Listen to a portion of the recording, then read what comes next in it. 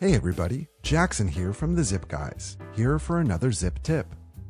Today we're going over how to update your office information inside of zipForm.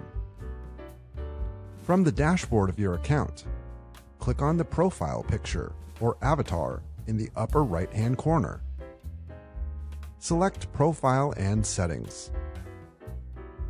We can now click on the Offices tab of our profile settings. The company information entered here appears on the footer of your forms.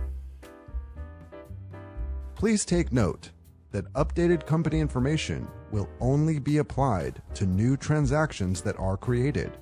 Existing transactions will continue to reflect your old company information. Click Save, and our office information will be updated. Click Close to exit our profile settings. When we hover over our profile picture or avatar in the upper right-hand corner, we will see our new information here. If the new information is not showing up right away, log out of zipForm and log back in to allow the system to register this change. Stay tuned for more zip tips from the Zip Guys.